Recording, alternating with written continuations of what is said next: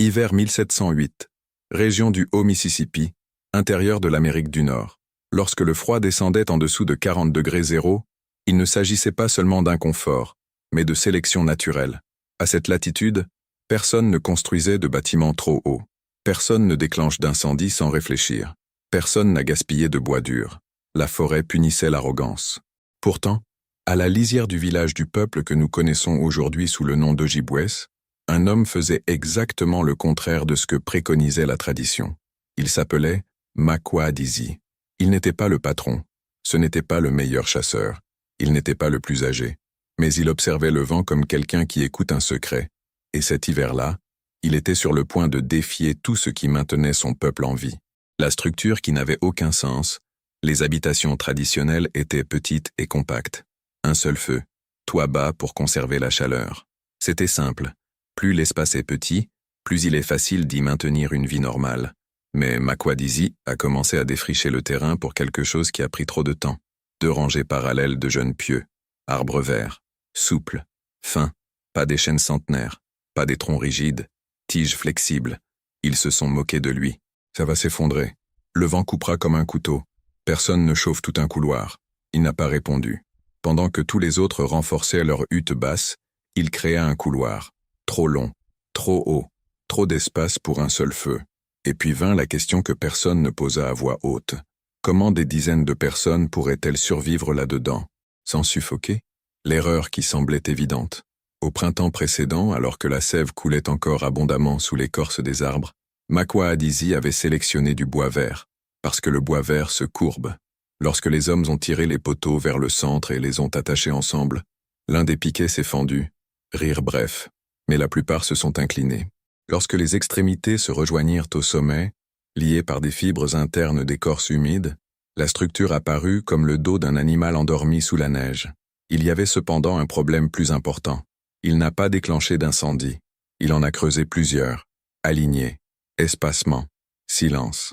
Plusieurs feux de joie dans un espace clos signifiaient une mort lente.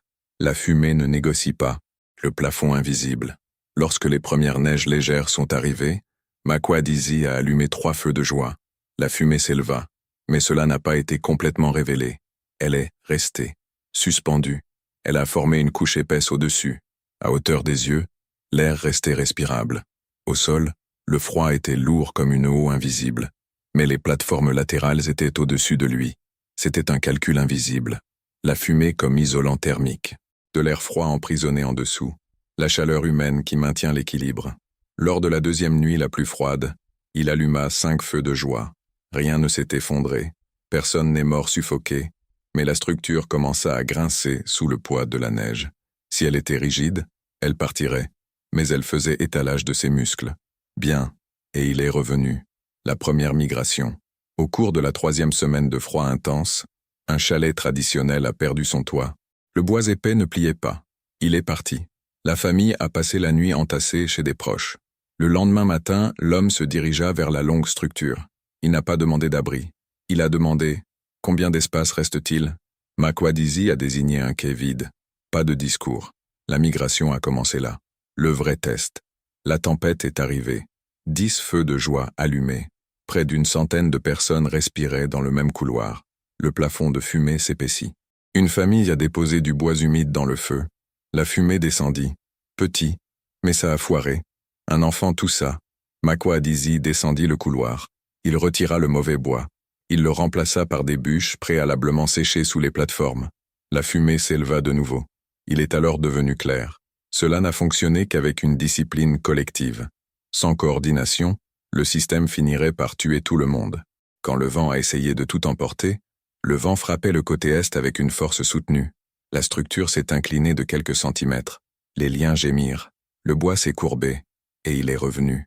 La neige s'accumulait sur le sommet incurvé et glissait le long des côtés. Si le toit avait été plat, il se serait effondré. Mais ce n'était pas le cas. Une ouverture dans la base permettait à l'air vicié de pénétrer. Il le remarqua au vacillement de la flamme. Il est parti dans le vent violent. Elle a été scellée avec de l'écorce supplémentaire et de la terre compactée. Il est revenu avec de la glace sur les sourcils. Il a simplement dit « Il y a plus de terre là-bas ». Ce que personne n'a réalisé à ce moment-là, lorsque la tempête s'est calmée, 2 huttes traditionnelles étaient ensevelies. La longue structure subsistait, légèrement déplacée, mais intacte. Il n'y a pas eu de célébration, une simple réorganisation. D'autres familles se sont jointes à nous. Plus de feu, respirer davantage, plus de risques. Et c'était là le vrai point. La structure n'était pas qu'une simple architecture, c'était un modèle réduit. Cela a fonctionné parce que le bois s'est plié au lieu de se casser. Le feu a été partagé. Les petites erreurs ont été corrigées avant qu'elles ne prennent de l'ampleur. Le système dépendait de chacun. Des années plus tard, ce principe invisible, flexibilité, chaleur collective, responsabilité partagée, se répéterait dans des alliances plus larges entre les peuples de la région. Ce n'était pas qu'une simple maison, c'était une idée. La survie ne nécessitait pas de rigidité. Cela a nécessité une adaptation coordonnée.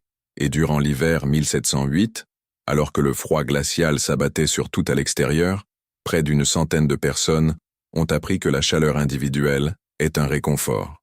Mais la chaleur collective, c'est la continuité. Et parfois, ce qui semble être une exagération, c'est simplement une question de prévoyance. Parfait. L'histoire est conservée à 100%. Les mêmes événements, la même logique, les mêmes conséquences. Seuls les personnages et l'année sont adaptés à la version précédente. 1708, région Ojibwe, Makwa-Adizi. Puis, l'erreur s'est produite. Une bûche fut discrètement roulée plus près du foyer central. Il n'y avait pas de haute flamme. L'allumage a été lent. La base de la plateforme a commencé à surchauffer plus que la normale.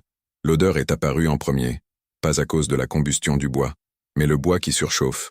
Une femme l'a remarqué. Elle a appelé doucement. Lorsque Makwa-Adizi arriva, il vit une petite langue de feu s'élever le long du support latéral de la plateforme. C'était minimal, mais son emplacement structurel était inapproprié.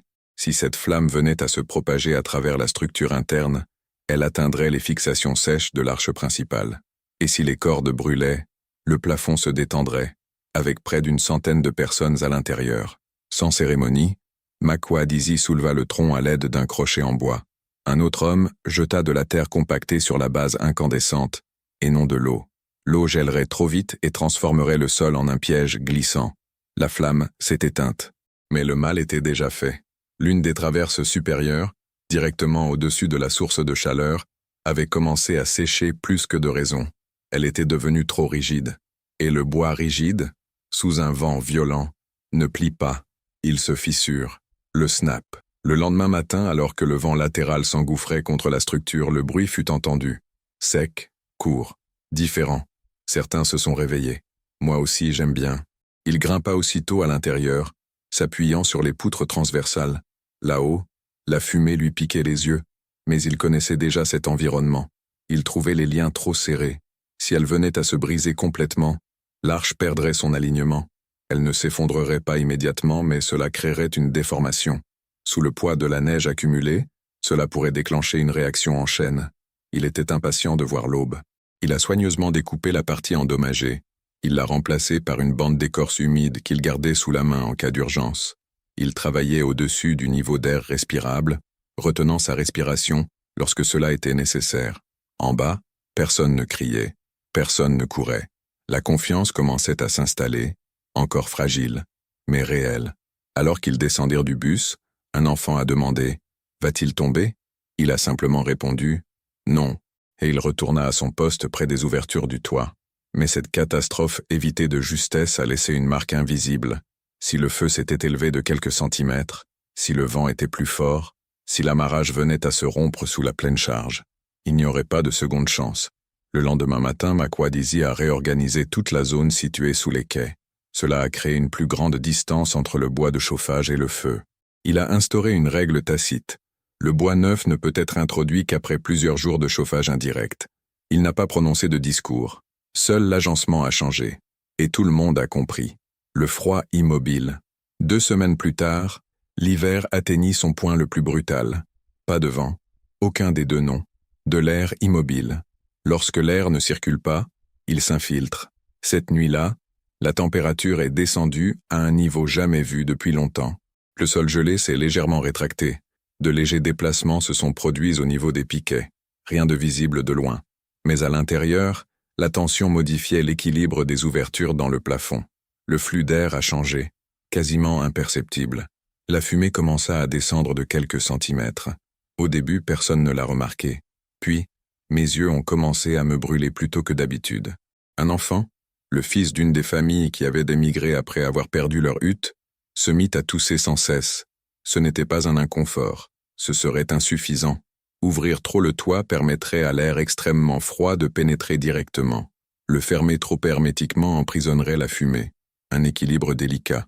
Makwa Adizi sortit. Le froid était si intense que j'avais l'impression que mon souffle se brisait dans ma poitrine. Il a complètement ajusté la languette nord. Il est revenu. La fumée ne s'élevait pas encore. Il scruta tout le couloir. Plus d'une centaine de personnes maintenant. Augmenter la taille des incendies créerait un courant ascendant, mais cela consommerait de l'oxygène. Réduire le nombre d'incendies permettrait de garder l'air pur, mais cela ferait baisser les températures. Il a pris sa décision sans donner d'explication. Il a ordonné que la taille de 2 feux de joie soit réduite. La chaleur s'est calmée. Le froid me remonta dans les jambes, mais la colonne d'air commença à se réorganiser. La fumée s'élevait lentement, pas encore suffisant. Puis il fit quelque chose qu'il n'avait jamais fait auparavant. Il ouvrit brièvement la porte principale. L'air vif pénétra comme une lame. Ceux qui leur étaient le plus proches ont ressenti le choc. Mais le courant transversal repoussait la fumée vers le haut. Il l'a refermée rapidement. L'enfant a cessé de tousser. Le risque était désormais différent. Une chute brutale de température. Une femme a rapproché son fils des flammes restantes. Personne ne s'est plaint. Quelques heures plus tard, le système s'est stabilisé. Aucune victoire en vue. Simplement de la continuité. Lorsque le besoin s'est fait sentir, la vague de froid prolongée a épuisé les réserves. La chasse se fit rare. Les pièges revinrent vides. Certains villages voisins ont commencé à brûler du bois plus vite qu'ils ne pouvaient le couper. Les petites cabines présentaient un point de défaillance unique. Si le feu s'éteignait, tout s'éteindrait. Dans la seconde moitié de l'hiver, 3 hommes apparurent aux abords du village. Des mois auparavant, ils s'étaient moqués des travaux. Couloir des vents. Une maison conçue pour perdre de la chaleur. Ne riez pas. Nous n'avons plus de bois de chauffage. Ce n'était pas une demande formelle. C'était un fait. Makwa Adizi regardait l'horizon. Puis il a désigné l'entrée. Sans évoquer le passé. Juste de l'espace. Discipline ou effondrement. Le couloir était bondé, mais l'espace thermique existait toujours. Chaque nouveau corps ajoutait de la chaleur. Chaque nouvelle erreur augmentait le risque. L'une des femmes nouvellement arrivées a tenté d'allumer un feu supplémentaire. Une assurance Makwa Adizi est disponible. Pas ici. Il a réarrangé le bois de chauffage. Cela a permis de réduire certaines flammes. La sécurité a été renforcée aux ouvertures. L'équilibre était désormais plus fragile que jamais. Mais quelque chose avait changé. Les mêmes hommes qui avaient ri auparavant commencèrent à gravir le sommet, malgré les vents violents. Ils ont appris à écouter le bruit des liens. Ils ont appris à faire la distinction entre les fissures structurelles et les fissures superficielles. Il n'y a pas eu d'excuse. Il y avait un accord tacite. La dernière nuit difficile, lors d'une des nuits les plus longues, alors que la température chutait à nouveau sous les 40 degrés en dessous de zéro, toute la structure craquait sous les vents latéraux et la glace accumulée. Tout le monde s'est réveillé, non pas par panique, par conscience. Akaza flexionnou. Une fissure s'est ouverte dans une couche externe de la coquille. L'un des hommes qui avait ri plus tôt fut le premier à partir. Il l'a scellé avec de l'écorce et de la terre avant que le froid ne puisse s'infiltrer continuellement. À son retour, la glace de sa barbe scintillait à la lueur des braises. Il regarda Makwa Adizi. Il n'a pas parlé, mais ce n'était plus des rires. C'était par respect. Ce qui a survécu l'hiver commence à s'estomper. Aucun enfant n'est décédé. Aucun feu de camp n'a été abandonné. Au printemps, les piquets ont été remplacés. Panneaux extérieurs rénovés. La structure n'a jamais été achevée. Il était constamment ajusté. Et c'est alors devenu clair. La maison longue n'était pas qu'un simple abri. Elle était mannequin. Une maison individuelle. Beaucoup de feux d'artifice. Responsabilité partagée. Des années plus tard, ce principe allait résonner au-delà du village, influençant des alliances régionales qui utiliseraient l'image même de la maison longue comme symbole d'unité. Porte gardée, feu central entretenu, équilibre collectif. Mais au printemps 1709, rien de tout cela n'était discuté. Ce qui importait était simple. Tout le monde était vivant. Makwa Adizi n'est pas devenu chef. Il continua à couper du bois au bon moment. Il continua d'observer le vent avant les autres. La différence était subtile. Alors qu'il enfonçait un nouveau pieu dans le sol, il n'y eut plus de rire. Il y a eu de l'aide. La maison longue n'a pas survécu à l'hiver. Elle l'a supporté. Et par sa persévérance, il a enseigné. Ce n'est pas la rigidité qui maintient quelque chose en place. C'est la capacité de céder. Du bois vert qui sait se courber. Feu partagé. Équilibre constant. Au final, le froid n'a pas été vaincu. C'était compris.